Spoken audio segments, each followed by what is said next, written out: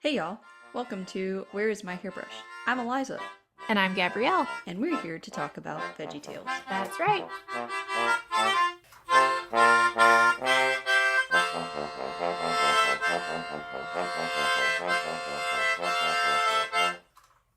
Today we are talking about episode 4, Rack, Shack, and Benny.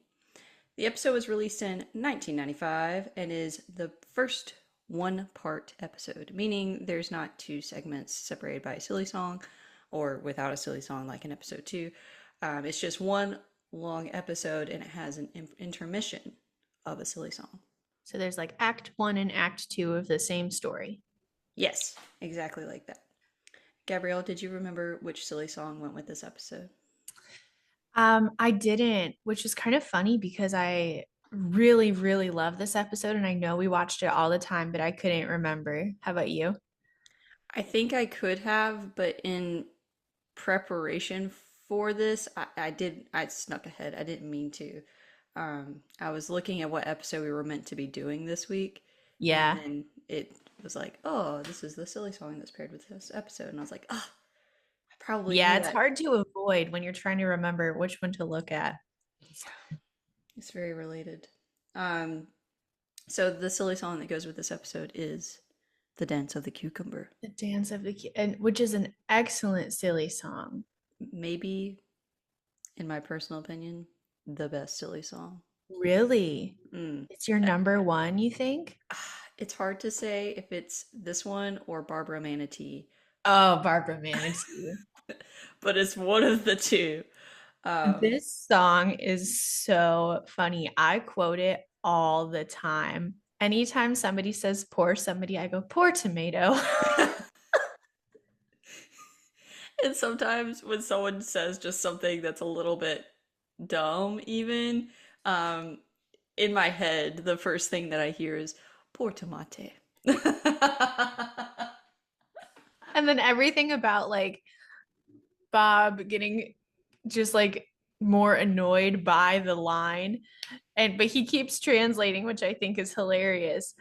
And oh my goodness, everything about it is so funny. And the part where Junior bursts in, because it's like apparently we're at Epcot. I Yeah. don't know. In authentic Argentinian garb. Actually, I don't even think. Oh no, I was gonna say Epcot's not that old, but it's Animal Kingdom that is one of the newer Disney parks. So Yeah, Epcot's been around Epcot was forever. around. Yeah. Yeah. I love It, this the silly song. it's And Larry's Spanish, excellent. yeah. Excellent Spanish. His accent is so good. You know how actors just spend forever and ever practicing stuff to be able to repeat it on the mic or like in person or Yeah. what? I imagine the guy who voiced Larry's part standing in his bathroom, looking in the mirror, practicing his Spanish to himself in his normal voice, and then practicing it to himself in his Larry Right. voice. Because it's one thing to have a good Spanish accent. It's another thing to be playing a character with a very not typical voice, having a good Spanish accent. Like, wow, Some true multitasking. dedication. That's right. Okay, what did you remember about the episode itself? Yeah, I feel like I remembered a lot. I remembered three of the songs really clearly. I remember the Good Morning George song, the Bunny song, and the Stand Up song. My sister and I had a CD that had Stand Up as one of the songs on the CD, and we listened to that thing all the time. Like, I think Mhm. we had a dance routine for that song. So I remembered that really clearly. And then very clear in my mind was the chase through the vents that they take to try to escape Mr. Mm-hmm. Nezer. Yeah. And I remember the fiery furnace scene when like it all turns white inside of the furnace and the light shoots out. I remember that because I think I was a little bit afraid or frightened at that part. Yeah. A lot of this was deep in the recesses of my brain. And so Mm-hmm. the parts that were more at the front were the bigger pieces, but as I was watching I was like, "Oh yeah. I that yeah, that definitely did happen." Um, Yeah. Does it also happen to you where like as soon as a scene starts, you're like, oh yeah, this is about to happen? Like I remember it, I just couldn't recall it from nothing. yes, yeah, that happens to me almost every episode that we've watched. Um, without any instigation, I remembered the bunny song. Of course, how could you not? It's fabulous. Um, Nebuchadnezzar really he sings it out. The golden bunny that is erected, in honor of Mm-hmm. the factory and all the money it's made, I guess. Right. Um, I remembered the carrot girl being in this episode. Mm-hmm. What is her Laura. Laura the carrot? Laura Carrot. Yes, I remembered her. And I remember her having some way to fly around. Um, because I thought it was cool. I was like, ooh, I wish I had a flying thing that I could just Flying zoom milk around in. truck. Yeah. And then I remembered the that Nebuchadnezzar was played by the big scary pickle. Mm. Because typically, like the if a character is meant to be scary, they bust out the pickle. He's Right. like he's spoopy. This is Um, his like beginning as being the villain in pretty much every time there is a big villain. that's right. And he nails it. He's a great the He pickle. does the He gets bass it. voice also. I also remembered that like it was the metaphor that was used. I don't know if I knew in my head that it was a metaphor at the time, but I remembered that it was a factory. That Mm, like this whole setting was a factory versus right. A being kingdom. yes, Yeah. yeah. Um, Yeah. I thought the line I learned this is wrong, but the lines from the bunny song that have stuck in my head for many years incorrectly were the bunny, ooh, I love the bunny. I don't want my soup or my sandwich, just the bunny. Well, it's soup and bread, right? Yeah, yeah, yeah, They're yeah. basically the same. Similar, yeah. You know that there's two versions of the bunny song, right? What do you mean? There are two versions. When this is off the top of my head. I'm going to Google while I'm talking.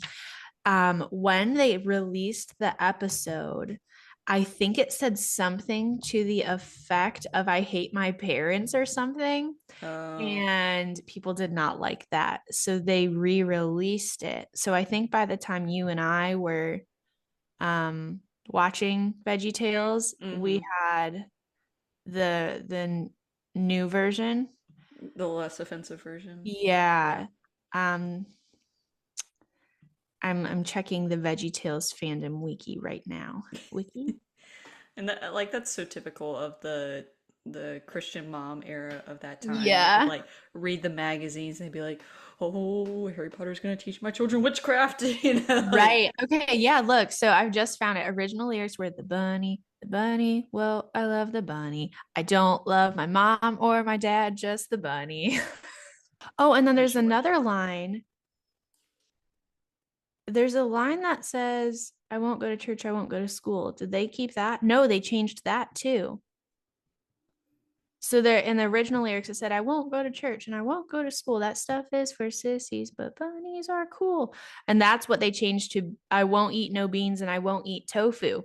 And when I was watching it to prepare, I was like, tofu? There's no tofu in this song, but maybe I learned the original lyrics too. Gotta look out. Yeah.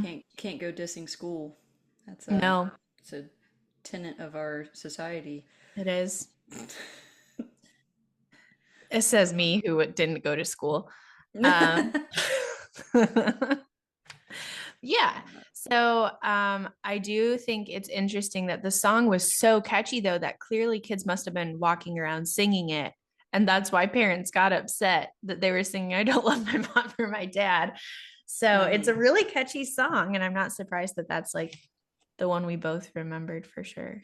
I also love the trio of asparagi that's like Yes. The and background text singers. is not there for me because it was just too fast to remain in my memory, but it's like a counter a Melody. counter melody. Yeah. I also really Really nice. liked so when Mr. Nezer starts singing it, he's doing this slow turn, and all of a sudden he turns all the way around, and then it changes to like where he's like floating in air with different lights going on. I was like, well, that was dramatic. That was cool. I don't remember it being that neat. Well, he is kind of dramatic, both in the Bible and in this episode. Amen. Nebuchadnezzar, he's a bit of a drama king. I Um, wrote down the quote that George said, where it's like, he's not a bad man. He just gets confused sometimes. And I was like, that pretty much sums up Nebuchadnezzar in the Bible, I would say. that brings me to my favorite quote, also from George, which was, "He's gotten a little too big for his britches," and that's saying something because his britches are pretty big to begin with. Yep. it's it's pretty funny. It is really funny. I talked to my sister this morning and I told her which episode we were talking about, and I asked her what she remembered us quoting the most. And she said it's the line where Benny's trying to say his name and he's like, I'm a bumblebee. I'm a Benny Boo. I'm Benny. And and my sister told me that when we were little, I would quote that at her every time she couldn't say a word. And I was like, oh, So mean, but my bad. kids are ruthless in that way. They Yeah. just are. My favorite quote, because this is the one I think I remember saying the most, and we used it in daily life, is Mr. Lund's like, I think that tomato's sitting. And Bob's like, this is sitting, this is standing. I'm standing. It was just like, it's so random, but we would say it all the time every time somebody brought up sitting or standing. So, Well, let me tell you, for those of you who have not watched this in recent times, the visual for that. Bob the tomato obviously is a tomato, and it looks very similar. It's just like a right, little bit more squished, a little less squished. right. He's like slightly taller. It's funny. It's a good animation moment. They're Fantastic. very self-aware in this episode also, because later on I wrote down where they're about to be thrown into the furnace and they're all tied up and Larry goes, I can't feel my arms. And Bob says, Larry, you don't have arms. Oh, that's They're right.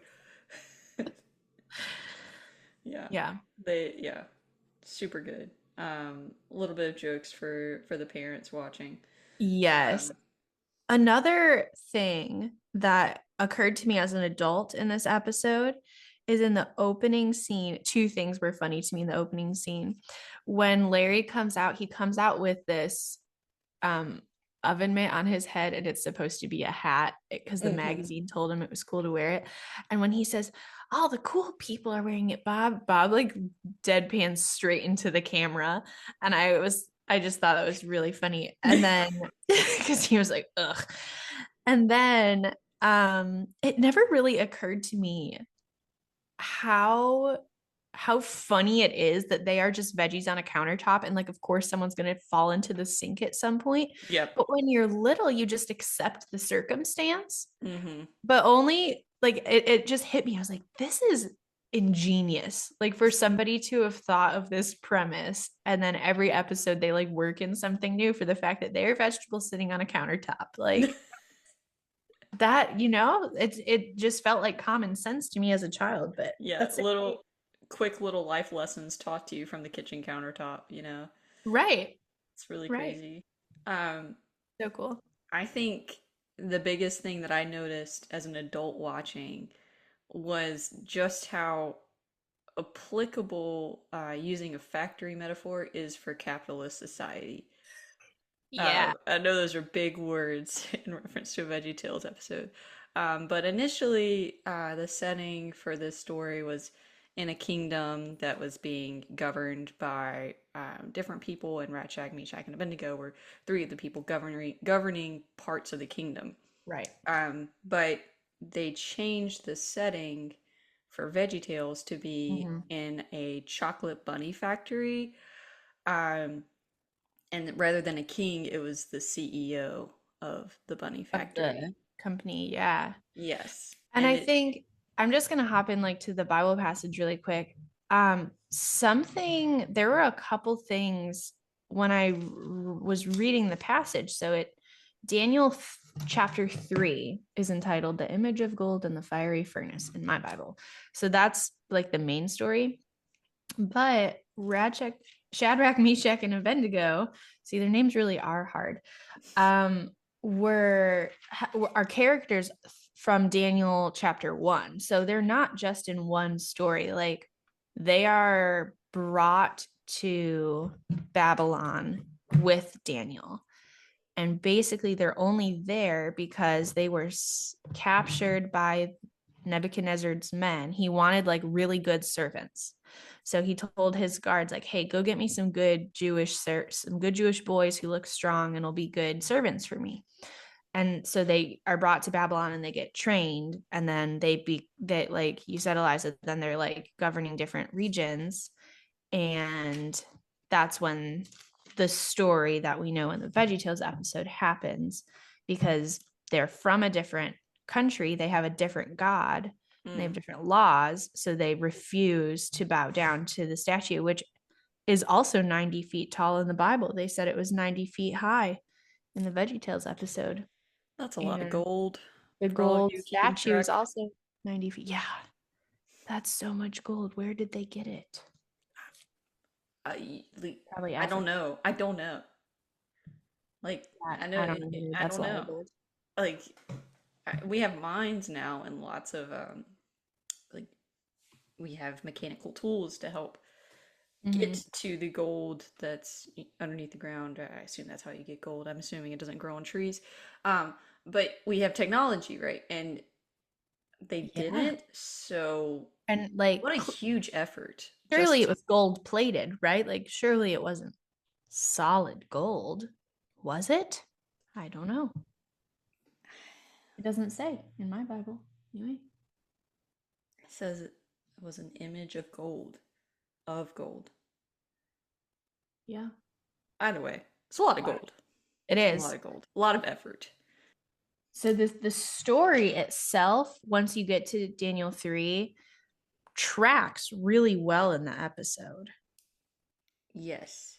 And it catches a section of scripture from earlier in Daniel too. Mm-hmm. There's a scene when they're all doing their jobs and like it's going pretty well. They've sold their 2 millionth bunny, is that right? Mm-hmm. Yeah. And then a celebration of that, Nebuchadnezzar allows everyone working in the factory to eat as many bunnies as they can in 30 minutes. Which as an adult, like that would wreck your world if you tried to Right. eat as much chocolate as you could You in know what 30 it minutes. reminded me of, Eliza? Do you remember that time when I came to visit you before I moved to South Carolina and we went to the milkshake place? Oh my And you gosh. had been on a keto diet and I had been on a dairy-free diet, and we're like, it'll be totally fine to eat a milkshake. And it And was then one we're miserable. it was one of those milkshake places that like piles other So sweets many on toppings. top. Like this had a whole moon pie just sitting on top of it for fun, for deliciousness. And it was really tasty, It was but so it good. was pain. It was It was pain so much pain. afterwards. um, yeah, so that's what most of the workers experienced because they ate as many bunnies as they could in 30 minutes and it wrecked their Pain guts. and regret. Yes. Versus Rad Shack and Benny, Rack Shack and Benny, um, they did not because Junior Asparagus, playing, I think, Shack, Mm-hmm. looks up and he's like, guys, maybe we shouldn't do this. My parents always told me that a balanced diet of fruits and vegetables is what's good for your stomach, not a whole bunch of chocolate. And then he sings his first iteration of his song that his mom taught him about how she'll always be with him and to remember the things she's taught him whenever he goes into life and yada yada yada. Right. It's really a sweet song. It is. And then like Bob and Larry are moved by that and they're like, okay, we'll stop eating the bunnies. And they had They only have like tears in their eyes. They're like, you're right. It's very funny. it's a very sweet little moment. They stop eating. The 30 minutes is up, and Nebuchadnezzar and his assistant, Mr. Lunt, want to come in and see everything that like all the gratefulness that's meant to Mhm. be amongst the factory workers, and most Mhm. of them are lying down because they feel like trash. Right. But Rack, Shack, and Benny are upright. This is the Bob is standing part where he's like, "This Yeah. is standing, this is sitting," because he is standing. But Michelin's like, "Well, I think that one's sitting." Anyway, Mhm. they're not on the ground clutching their stomachs in immense pain, and they're like, "Oh, well, what about these guys?" And they're like, "Oh, well, we just ate one instead Yeah. of like 30." Um, which is reminiscent of earlier in Daniel in chapter 1. Yep, I think it's chapter 1, verse like 8 through 21, more or less. Everyone in sort of like the king's immediate system, like his group of people that were working out of the palace to govern, they were all fed by the palace, and some of the meats were consecrated in ways that didn't align with the Jewish faith, as well as they were serving some things that the Leviticus says that Jewish people were not allowed to eat. So Is wine in that category? Because it seems like they're, because it's saying the royal wine and food. And then later down it says, please give us only vegetables to eat and water to drink. I don't know. I don't It know could have either. been what the wine was made of. It could have been that the wine was also a sacrament to a different god. That's it. Um, It had been presented or whatever. Yeah. yeah, it just didn't align with everything that the Jewish people were meant to follow. So they asked Mhm. for fruits, vegetables, and water. And they said, "Give us this for 10 days, and if we're not as strong or stronger than the other men that are working, then we'll go back to eating whatever you want us to eat." Mhm. And they were super healthy and super strong, and so they're like, "All right, sure, you can have your fruit, veggie, water diet." Mhm. Um, I never before connected that scene in VeggieTales to that passage until when I just watched it. And I don't know why, but I just thought that it was like a plot device for them to stand out. I didn't ever connect that like the them not eating chocolate was them not eating meat in the Bible. And that blew my mind. yeah, it's amazing how much they packed into a little like 20-minute segment. Mm-hmm. There's another Bible verse that was used to accompany this. Mm-hmm. Um, it is in It was Thessalonians. Second Thessalonians something something 2:15. Did I make that up? It is Second Thessalonians 2:15. So then, brothers, stand firm and hold to the teachings we passed on to you, whether by word of mouth or by the letter. So yeah. Um, and they used it as emphasis in VeggieTales circumstances to like the things that your parents teach you. Mm-hmm. And this is obviously it's assuming that your parents are genuinely trying to do their best to be good people. Um, Yeah, I had some thoughts about if this is still relevant to, well, not still relevant, but it occurred to me that it's perhaps not relevant to a lot of children. and I think that's always been true. Right. I think that stuff's just more public than it used to be. Mm-hmm. Um, but the assumption here was your parents are people who are actively trying to be the best they can be for you at all times. Um, And actively teaching you right from wrong. yes. And so using the things your parents teach you to sort of guide you and like stand on whenever you're in moments of pressure. It's tough. It's tough because the only infallible source you can use to stand on is God and like by Mm-hmm. extension the Bible. Mm-hmm. But like if you've been meticulous in choosing a church or like a study or like a really great group of friends that keeps you honest, standing on that and using that to help shape you into a better version of yourself, it's tough. Right. I had that same thought, Eliza. I was thinking about how the moral they present in this story is stand up. Like the verse from Second Thessalonians says stand up, and the whole song at the end is called Stand Up. Mm-hmm.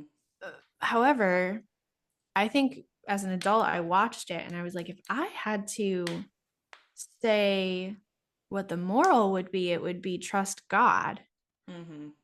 which I suppose is another way of saying to stand up for what you believe in. But I don't know. I just, even looking at the Daniel passage, oh no, I've lost it again. Um, it says at the end, King Nebuchadnezzar says, "These men trusted God." Yeah. And there's that one verse, I think you had written it down, that verse Yeah. about what they said before they were thrown into the fire. It's my favorite part of this Bible passage. Mm-hmm.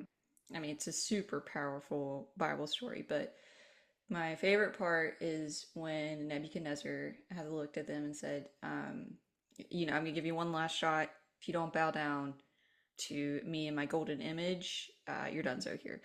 Because in the biblical passage, Nebuchadnezzar had built the golden image to himself, not his factory, but Right. he Right. was elevating himself to be God.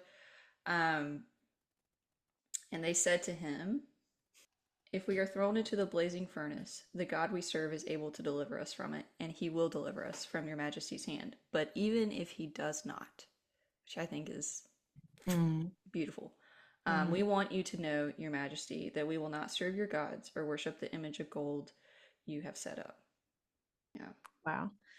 And I love this episode, but I do think putting it into a factory takes out the whole false idol part a little bit. Like I disagree. Nebuchadnezzar is obviously idolizing the bunny. Mm-hmm. Um, and Rakshak and Benny know they're not supposed to sing a song to the bunny. Mm-hmm. I also thought it was neat how in the story it keeps saying they have to sing and bow. And in the Bible, it says there was music, and when they heard the music, they were supposed to bow. I liked that. I didn't really realize that music was involved. But so like there is a there's a idea about the idol, but then they kind of just steer the moral away from the idol part. And I guess it's good to make it an overall statement of like stand up for what you believe in, and it's not just applying to the idols. Mm-hmm. But I don't know, to me I just felt like the moral was a little bit different from what I got from the Bible passage.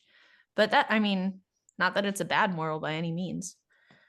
I think it does line up with me for what I get when I read this Bible passage at Mm-hmm. like at this point in my life.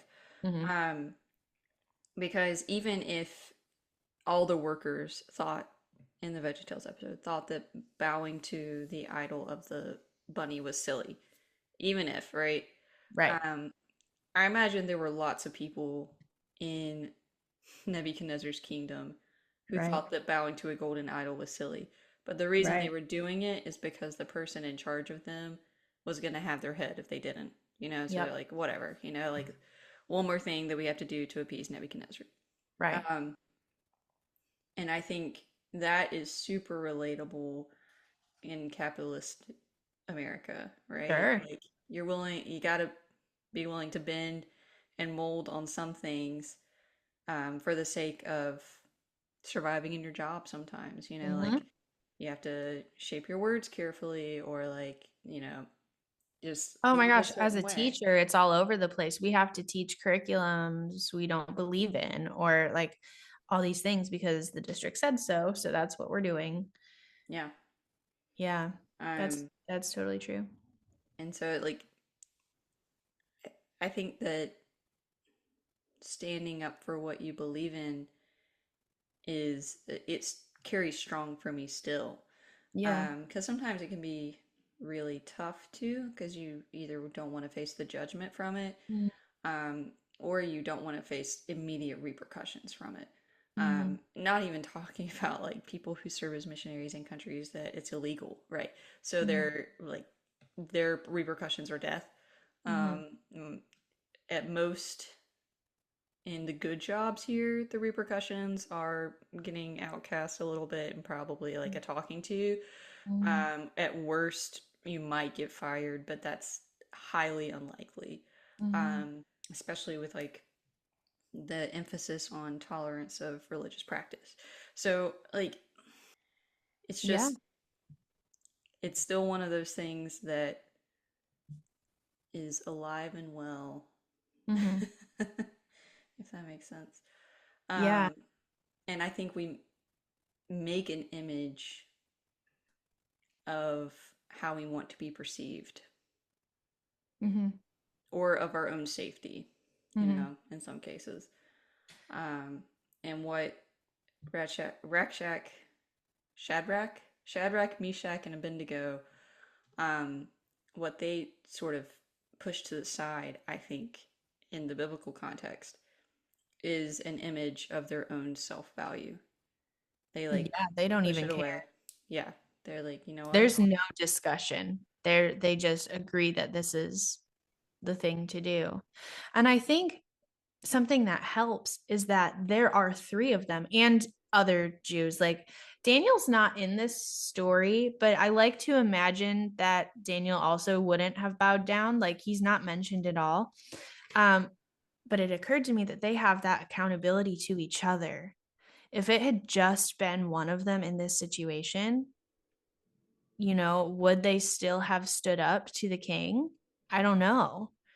But when there's three people and you all know together that this thing is wrong, and that the other person knows this thing is wrong, and they're going to know if you do it, it becomes suddenly, I think, a lot easier to do the right thing, even when the consequences are horrible, because there's accountability with people that you're standing with. And that's absolutely true today. It's a lot harder to be a Christian in a scenario where you are the only one, because there's no accountability. Who's going to know if you do this thing? Who's going to know if you say something? Like, they don't know it's wrong. They don't know what you believe. It is true. And then, of course, the punishment in both the episode and in the Bible is the fiery furnace, Mm-hmm. for not obeying Mm-hmm. Nebuchadnezzar's wishes. I had a Um, thought about the fiery furnace. So in the Veggietales episode, you know how it turns white when mm-hmm, they're thrown in? mm-hmm. In the Bible story, I was interested to know if that happened. And it doesn't really say that, but it does say that the fire is turned up 7 times hotter than normal. Mm-hmm. And wouldn't that turn the fire white? It should be bluish, I would think, if you could get fire that hot I was without. going to say, does it go white then blue or blue then white when it gets really hot?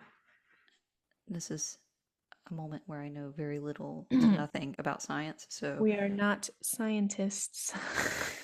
All of my What science comes from the Magic School Bus, which is not the show we're talking about. what I Uh, did remember reading was, look, I see four men walking around in the fire, unbound and unharmed, and the fourth looks like a son of the gods. mhm. And so maybe instead of trying to figure out how to Make someone look like a son of a animate, yes, god. they just Animate turned, Jesus in a fire. yeah, they Yeah, instead were like, let's just turn it white, right. instead of normal fire color.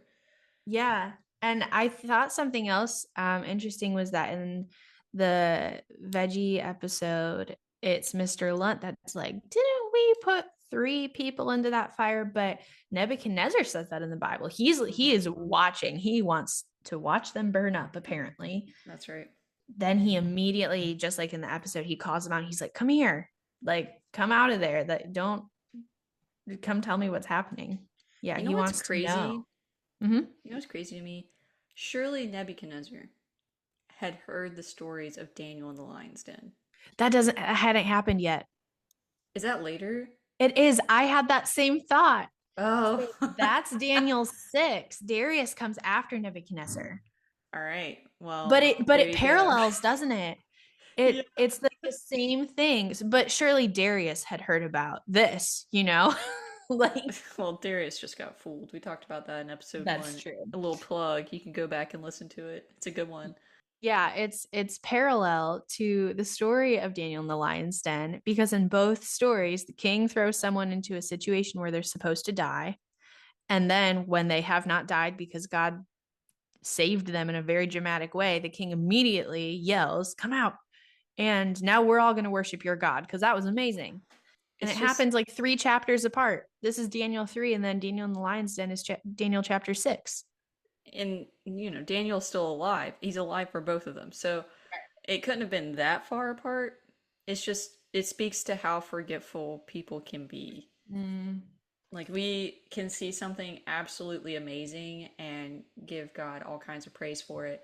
And then, a month later, be like, oh, well, God must not care for me. You question whether or not he's involved or like anything like that. And that's why it's so important to remember Bible stories and read the Bible because the entire Bible is God showing up again and again and again and again for these people who have forgotten him. Mm-hmm.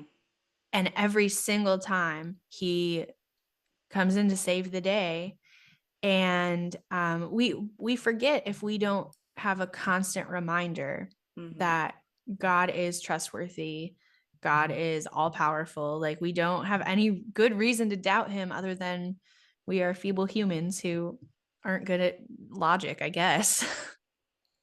So We when let our feelings get in the way.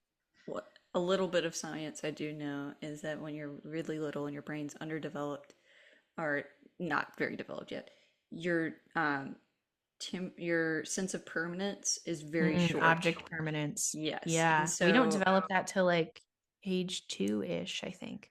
so it's the reason sometimes babies, when you put them down and walk away, they cry because they think you're gone forever. They're like, "Oh my Mhm. gosh, what has Mhm. happened?" Um, It's also why peekaboo is endlessly entertaining to small children because they're like, where'd they go? They're gone. and then So, magically you aren't. and then you reappear. Even as an adults, though, our sense of object permanence is not concrete. Mm-mm. So even like I was saying, like even if God does something miraculous in your life, it is easily forgotten if you are not carefully guiding your mind and your heart to remember. Um, and that's why, like, the Old Testament, that is its story over and over again. Like, Mm-hmm. God does something incredible, and then the Israelites forget. And then God does something incredible again, and then the Israelites forget again. And it's Yes. this over and over Constantly. and over. And like sometimes like the Israelites get delivered from slavery or get delivered from being captured or pressed under by other societies. And sometimes they're pressed under by other societies to like learn to trust God. And like Right. there's many different It's approaches. honestly infuriating sometimes to me reading about the Israelites' attitude. Like, I'm thinking about the passage where they've been freed from slavery in Egypt, and then they get into the desert, and then they're whining about the food God gave them. And you're like, really, guys? Like, come on. You just got saved. You just walked through a sea. God parted a sea and you walked through it. Did you forget about that? It's like, yeah, they did. And here's the thing, if you took a group of 5,000 Christians Mm-hmm. and put them through the same circumstances, you Mm-hmm. would get the We'd same act exactly results. the same way. Yeah. You know what Like, it it's. reminds me of? Like, think about like social media and how trends these days are in and out like in a day. Like that was like, oh yeah, that was yesterday's audio or whatever, or like Mm-hmm. last week. And you'd be hard pressed to find somebody who remembered or was thinking about some trend that happened on TikTok or whatever like 2 months ago. Cause like that's way too far in the past for Yeah, us to remember. until someone like randomly mentions it, and you're like, oh yeah, Yeah, oh like, yeah, oh, that was a I big remember thing. that. Uh-huh. Yeah, Yeah. it's wild. Yeah, we are forgetful beings, I would say. All right, Gabrielle, how has this story affected your adult life? Um, well, I'm gonna tell you a story about how it affected my kid life. first, and I'm not sure if I have one for my adult life. So, a story about how this episode influenced me when I was a child. Like I said, we really liked the song Stand Up. We sang it a lot.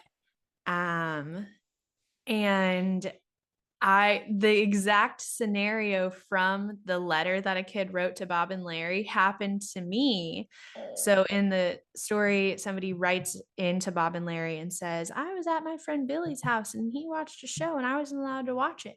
So I would go to my cousin's house sometimes and he would watch SpongeBob and we were not allowed to watch SpongeBob.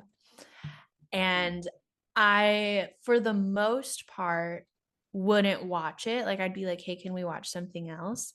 But then for some reason, one time I did watch it, and I felt so guilty. It was as if like Bob and Larry were singing in my head, and Junior, and they were like, "You didn't do it. You didn't stand up." And I like that was the last time I snuck a show or a movie or anything that I was not allowed to watch because I felt supremely guilty about it because of this episode and the song Stand Up specifically. Mm-hmm. Throughout my childhood, there were a lot of things that I wasn't allowed to watch. You brought up Harry Potter earlier. I was a no Harry Potter kid. And I didn't read Harry Potter until I went to college, until I moved out of my parents' house. And I asked if I could read it. Even as a like 18-year-old, I was like, hey, like I'm at college now. Can I please read Harry Potter? And my mom was like, yeah, I guess so. Why are you even asking? um, yeah, but I don't know. It was just that was really impactful to me. And I was like, yeah, my parents do know what they're talking about. Not that I acted that way overall in my life, but when it came to shows and movies, for the most part, I did a really good job of following the song so I didn't experience the guilt again. Yeah, I definitely can relate to that. The sort of overall lesson meant to be gained from this episode of standing up for what you believe in. Um, it was very preached in my house growing up, and it was Mhm. from a combination of things like um, my parents just didn't either have the same level of money as most of the kids I went to school with, or they Mhm. didn't spend money like the Sure. way most of the parents of kids that I went to school with. And additionally, they were like super involved and participating Christians. Mm. So I would come home all the time with stuff of like, oh, can I get this or whatever? Like sometimes it was fads, like with Larry's oven mitt that he came in with. Mhm. Like it would be. Do you remember when anything with Abercrombie or Aeropostale or American Eagle on it was Oh just like yeah. it was gold. Oh And yeah. and it had tiers to it too. Like Aeropostale was like bottom tier cool, and then middle tier was like Abercrombie, and then top tier was American Eagle. And it had to have like the actual logo written Yes, it on had to it. have the logo on it. Yeah, and that was cool, It's like cool. kids today with their sneakers. It was all the time. And I asked for a shirt from one of those locations so many times, but a singular shirt from those places was like $20, and you could get Right. at least four shirts from Belk for that price. Right. So Right. the answer was always no. Um, and so I had to get very accustomed to just not having the appearance of being cool or wealthy or whatever. Mm. Um, and that, like that teaches some things that are like that this story is getting at. But then it was other things too, of like my friends were allowed to watch or read stuff that I wasn't. Like my best friend loved Harry Potter from like the age of Mhm. 8. She was Mhm. so into it, and it was Yeah. all she wanted to talk about. And so I'd come home and be like, "Mom, I've got to read it so I can keep up with Maddie." And she'd be Right. like, "No, you don't. In this house, we do what we do, and in other people's houses, they do what they do. So, Yeah. like, it doesn't matter what your friends do, it only matters what we do."